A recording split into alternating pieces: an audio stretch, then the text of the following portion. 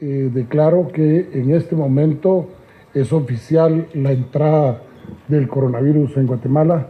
Tenemos el primer caso.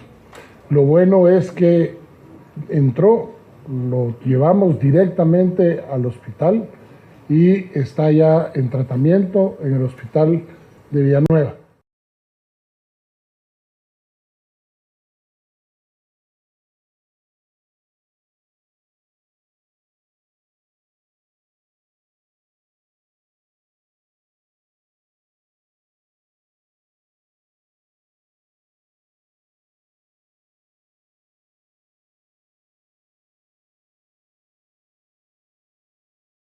No es necesario explicar que existe una relación entre esta pandemia, los modos de gobernar y los modelos económicos.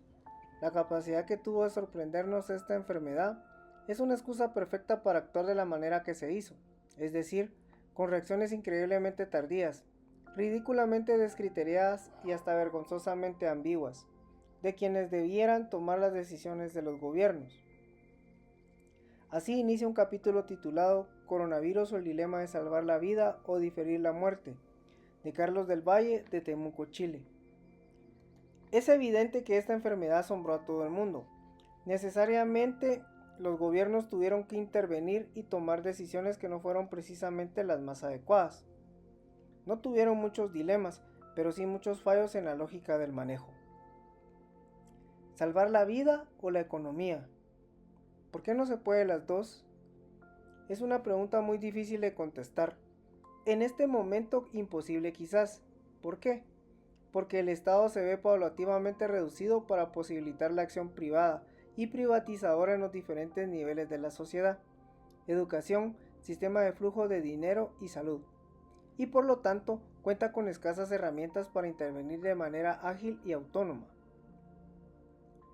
Muchas son las historias que se cuentan en diferentes países con diferentes protagonistas.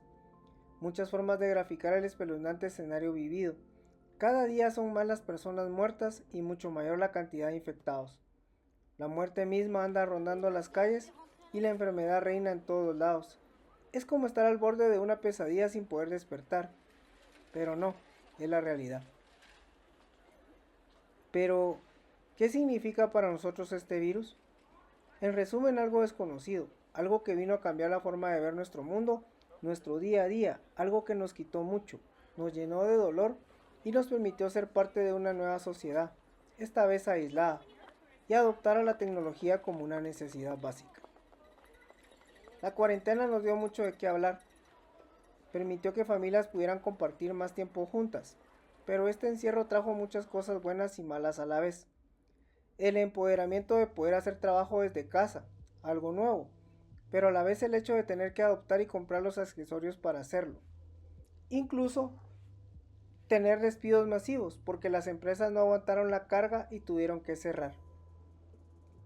Pero lo malo también se vistió de incógnito.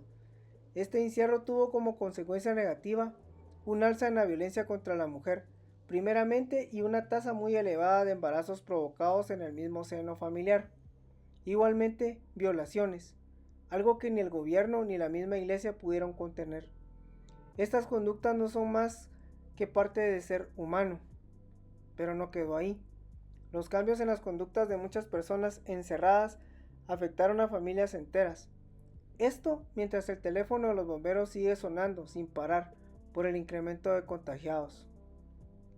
El estrés es parte de la cotidianidad en estos tiempos de COVID. Aunado a estos males humanos, la tecnología tiene parte importante en este proceso con la apertura del trabajo en casa. Con las videollamadas se tuvo una pérdida de la intimidad y se nos dio a creer que teníamos una libertad que obviamente era algo falso. Esta violación a nuestra intimidad se dio sin que siquiera pudiéramos darnos cuenta. Aquí, en este round, los grandes ganadores fueron las empresas que ofrecieron sus servicios, principalmente en internet y la televisión, porque tuvieron muchos más suscriptores que los cotidianos. Eso sí, la factura llegó puntual a la cita.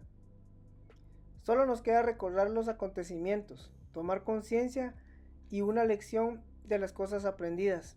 Tenemos que estar preparados para las próximas epidemias que vendrán, Pero tarde o temprano el espíritu del ser humano volverá a ser doblegado por la misma sociedad, el Estado, la Iglesia y el mundo mismo. Solo nos queda afrontar y prepararnos.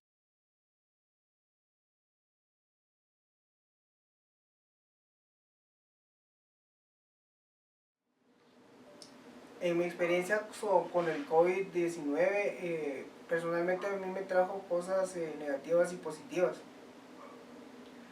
Entre las cosas negativas que me trajo fue la pérdida de mi trabajo, puesto que en el rubro que yo me relaciono, este rubro se quedó sin clientes, ¿verdad? Las artes gráficas en este momento de epidemia, pues era lo que menos estaba pensando la gente en impresiones.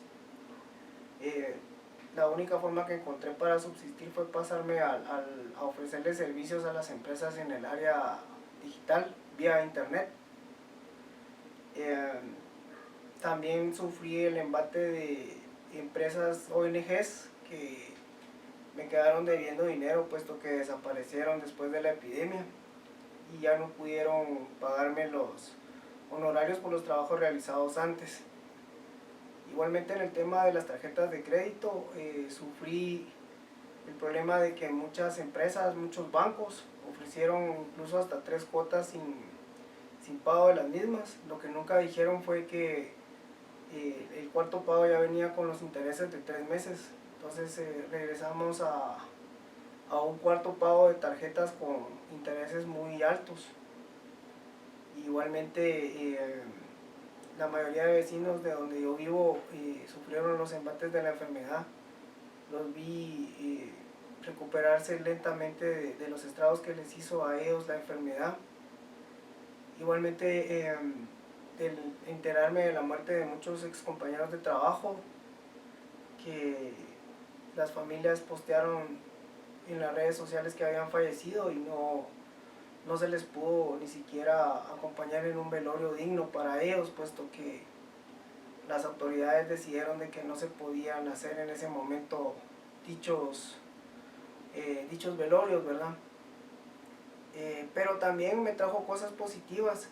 El hecho de que mi familia y yo no hayamos sufrido de la enfermedad creo que es algo muy positivo. Igual mis familiares allegados tampoco la sufrieron. Y poco a poco regresamos a la normalidad, casi que empezando desde cero, pero con la convicción de salir adelante de siempre, ¿verdad? Y esto solo nos hace pensar que como seres humanos estamos vulnerables a cualquier tipo de enfermedad. Este fue el gran ejemplo de algo que no conocíamos, que no teníamos la menor idea de cómo nos iba a afectar, que no era una simple gripona, como lo decía el presidente en turno en este momento, sino que era algo muy complicado de tratar. Y nos hace estar preparados para lo que pueda venir, que pueda ser peor. Pero como lo indica el libro en varios de sus capítulos, el espíritu humano tiene que salir adelante siempre y siempre va a buscar la forma de salir airoso de cualquier vicisitud que es el que le presente la vida misma, ¿verdad? Esta es parte de mi experiencia vivida en el COVID. Quería compartirla con usted, licenciado. Le agradezco mucho su tiempo. Mi nombre es Juan Pablo Moreno, estudiante de publicidad de la jornada PAD de la Universidad de San Carlos de Guatemala. Muchas gracias.